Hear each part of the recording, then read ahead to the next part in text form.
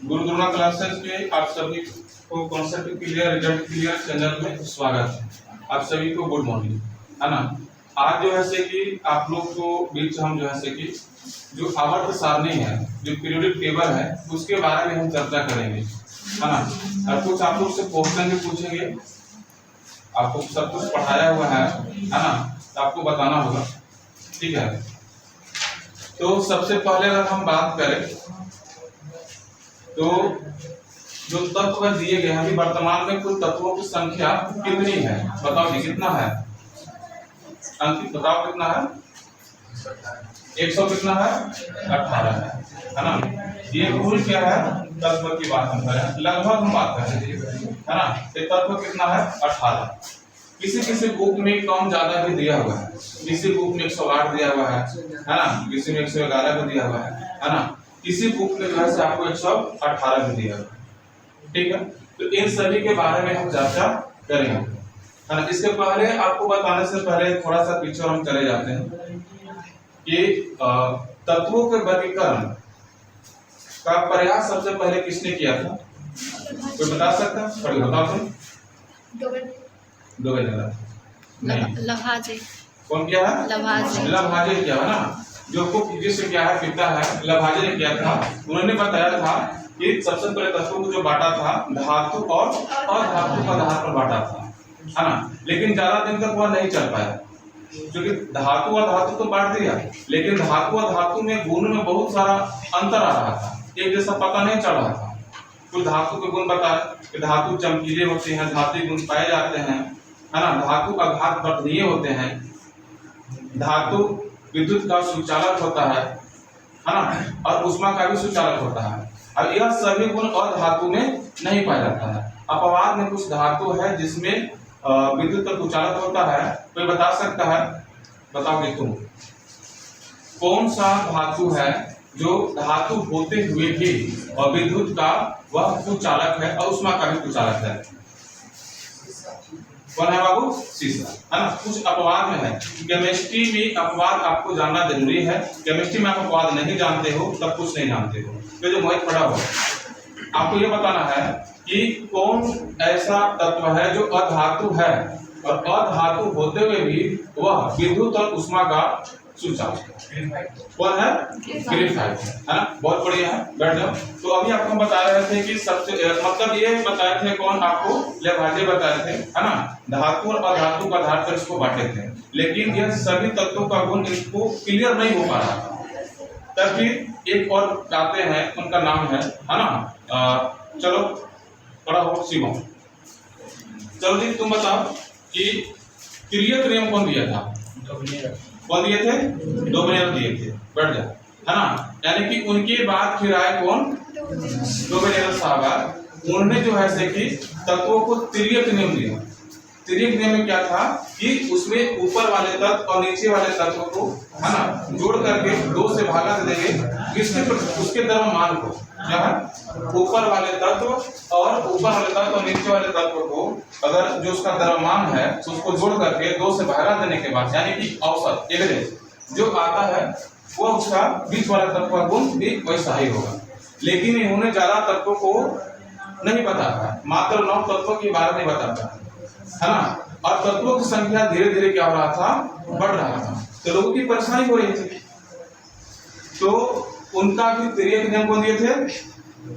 डोबेनियर दिए थे। TV fail कर, मतलब जिस समय जितना खोज हुआ कुछ को जानकारी हुई, कुछ को नहीं हो रहा था, है ना। चलो खड़े हो। अष्टक नियम कौन दिया था? कौन दिया था? न्यूलैंड दिए थे, है ना। चलो फिर खड़े हो, है ना। तो आपको बताना है कि किसने तत्वों को संगीत सुर के स्वरों के आधार पर सजाया था? कौन सजाए थे? न्यूलैंड से सजाए थे। बैठ जाओ, ध्यान से समझेंगे। यानी कि जो आपका न्यूलैंड है वह तत्वों को, है ना, आपको अष्टक नाम दिए और उसने कहा था कि जैसे संगीत का 8 स्वर होते हैं, है ना, वैसा ही तत्वों को अगर हम सजाते हैं तो पहला और 8वां जो तत्व आएगा और उसकी जो 8वां तत्व आएगा, है ना, वह गुण में क्या होगा? समान होगा। क्या होगा? समान होगा। लेकिन इनका भी ज्यादा नहीं चल पाए। इनके तत्व जो है फड़ा हो जाएंगे। बाहरी तत्वों के लिए लागू होता था, माने कि न्यूट्रल्स का बाहरी तत्व के लिए कि हल्के तत्व के लिए? हल्के तत्व के लिए था। हल्के तत्व में कहाँ तक था? कैल्शियम तक, बढ़ जाता है ना। इनके जो हल्के तत्व था वह कैल्शियम तक के लागू होता था। कैल्शियम के बाद उनके गुणों को पता नहीं चलता था, है ना। तो यहाँ पर अष्टक नियम भी क्या हो गया आपका? असफल रहा। फिर उसके बाद कौन आते हैं बताइए आप लोग? कौन आते हैं? मेंडलीव साहब आते हैं। देखो, चाहे आपका जो है डोबेनेरर साहब है, या फिर आपको न्यूलैंड्स है, या फिर आपको मेंडलीव है, यह सभी ने अभी तक तत्वों को परमाणु द्रव्यमान पर सजाया था, है ना। मेंडलीव ने भी कहा कि हम अगर तत्वों को परमाणु द्रव्यमान को बढ़ते हुए क्रम में सजाते हैं तो एक निश्चित निश्चित संख्या के बाद वैसा ही गुण आएगा। क्या बताया था? कौन बताए थे? मेंडलीव साहब बताए थे। अभी परमाणु द्रव्यमान के बढ़ते हुए क्रम में सजाए थे, है ना। इनके समय जो है तत्वों का कितना तत्व था?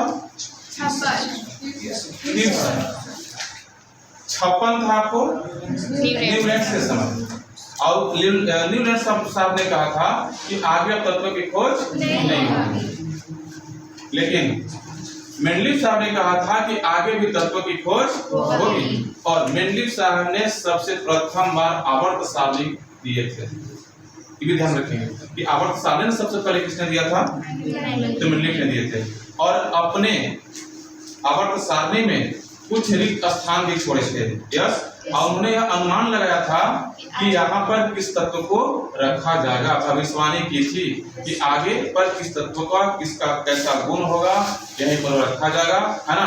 उनके जो आवर्त सारणी बनाए थे, जो खाली था वहाँ क्वेश्चन मार्क्स किया हुआ। क्लियर बात? उन्होंने अनुमान लगाया था कि आगे भी तत्वों की खोज होगी। फिर उसके बाद कौन है? मोस्ले साहब है। मोस्ले साहब आए तो उन्होंने जो है से देखा कि उन्होंने मेंडलीव की आवर्त सारणी पर ही चला।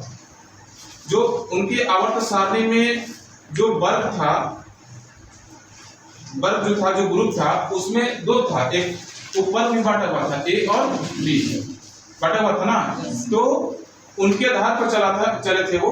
और जो आपको मोस्ले साहब है उनके बाद, मतलब आवर्त सारणी का जब ये दिए थे, मेंडलीव साहब दिए हुए थे, तो परमाणु द्रव्यमान के बढ़ते हुए क्रम में तो उसमें कई तरह की त्रुटियां थे, जैसे हाइड्रोजन का स्थान अनिर्दिष्ट हो जाना, है ना। और भी था कि जो तत्वों को परमाणु द्रव्यमान के बढ़ते हुए क्रम में सजाया था, जिसमें कुछ तत्व ऐसे थे जिनका परमाणु द्रव्यमान कम है, बाद में है, अब पहले है। जिसका ज्यादा है वो पहले है, जिसका कम है वो बाद में है। तो इनका गलत था, है ना। ये गलत था, तो ये भी साबित नहीं हो पाया। उसके बाद फिर कौन आते हैं? मोस्ले। मोस्ले ने मेंडलीव की आवर्त सारणी को ही कुछ जो छोटा ए और वर्ग में बटा हुआ था उसको विस्तार कर दिया। और उन्होंने जो है कि उनकी आवर्त सारणी में कितने आवर्त थे? 7 और वर्ग 18, है ना। यानी कि खड़ा वाला को जो उदग्र स्तंभ से क्या कहते हैं? क्या बोलते हैं? वर्ग कहते हैं, है ना। और जो बड़ा है, जो क्षैतिज है, तो क्या बोलते हैं? आवर्त कहते हैं, है ना। खड़ा रहेगा वर्ग, बड़ा रहेगा। क्लियर बात, है ना। अब यहाँ से हम पढ़ेंगे कि जो मोस्ले साहब को हम लोग यहाँ से आधुनिक आवर्त सारणी दिए हुए हैं, 1913 के आसपास दिए हुए हैं, है ना। यहाँ से इसको हम लोग बोलते हैं आधुनिक आवर्त सारणी बोलते हैं। और अभी तक यही चल रहा है। इसमें भी कुछ त्रुटियां हैं, क्या त्रुटियां हम देखेंगे, है ना। तो आधुनिक आवर्त सारणी है जो मोस्ले जो दिए हुए हैं, इसमें इनके वर्ग कितना है? वर्ग कितना है? 18 है। और आवर्त इस 7 है ना। तो इसमें हम लोग सबसे पहले देखेंगे वर्ग फर्स्ट के कुछ तत्व दिए हुए हैं, है ना। वर्ग फर्स्ट के कुछ तत्व हैं। इन तत्वों को हमें जो है कि याद करना है कि वर्ग प्रथम में, वर्ग फर्स्ट में कौन कौन से तत्व हैं। क्लियर बात? तो देखो, ये वर्ग फर्स्ट है, उसके तत्व लिखा हुआ है। अच्छा, वर्ग तत्व को और हम क्या कहते हैं? क्या उत्कृष्ट कहते हैं, क्षारीय धातु कहते हैं, क्षारीय मृदा कहते हैं, कि हाइड्रोजन बल कहते हैं, क्या कहते हैं? क्षारीय धातु। यानी कि वर्ग फर्स्ट में जो है आपका क्या है? क्षारीय धातु है।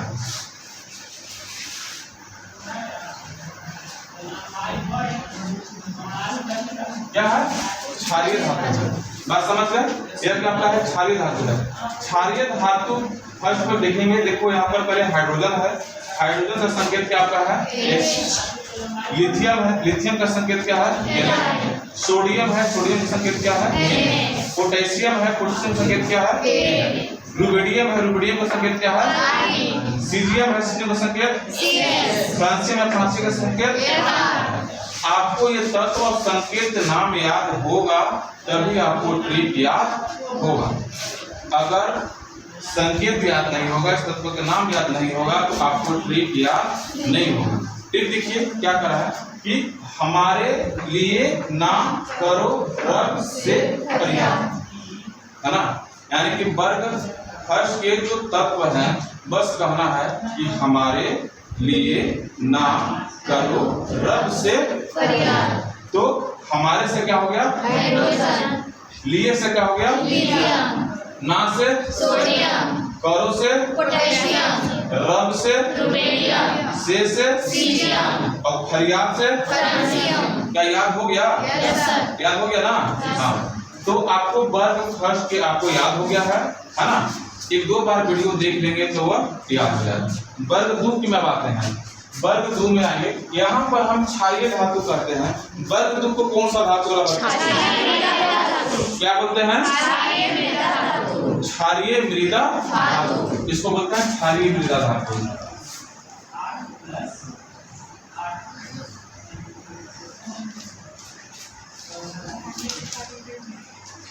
ध्यान रखेंगे, है ना, ये भी ध्यान रखेंगे ना। वर्ग सेकेंड का पूछेगा कि क्षारीय धातु में कौन कौन से आते हैं, उस वर्ग में कौन कौन से तत्व आते हैं। तो पहले देखेंगे हम तत्व संकेत क्या है। बेरिलियम है संकेत B। मैग्नीशियम है Mg। कैल्शियम है Ca। अस्ट्रोसियम है Sr। बेरियम है Ba। और रेडियम है Ra, है ना। ये आप याद रखना होता है कि बेटा मांगे कन्या सुंदर बाप राजी, है ना। क्या ठीक है कि बेटा मांगे कन्या सुंदर बाप राजी। तो बेटा से बेरिलियम, मांगे से मैग्नीशियम, कन्या से कैल्शियम, सुंदर से बाप से बेरिलियम और राजी से रेडियम। क्या यह आपको याद हो जाएगा? Yes sir. एकदम आम भाषा में है ना। अगर आप चाहेंगे तो इसको याद करने का मेथड यही है। सबसे पहले कि आपको पहले ये लिखिए तत्व, उसके बाद लिखिए संकेत ना। तो आप 1 2 बार 3 बार आप कर लेंगे, सब 3 बार, सुबह शाम दोपहर, 3 बार कर लीजिए तो आपको यह याद हो जाएगा, है ना। और इसी टाइप को वीडियो प्राप्त करने के लिए जो हमारा चैनल है गुरु Drona classes bye Manish sir, है ना, उसको पर सब्सक्राइब क्या कर देना है, उसको लाइक कर देना है, सब्सक्राइब कर देना है। लाइक कर देगा तो थोड़ा सा हमको हौसला मिलेगा, है ना। और सब्सक्राइब कर दीजिएगा तो इस टाइप का आपको वीडियो मिलेगा, बनाएंगे तो फिर आपको प्राप्त हो जाएगी, पता चलेगा फिर मैंने इस तरह को डाल दिए हैं।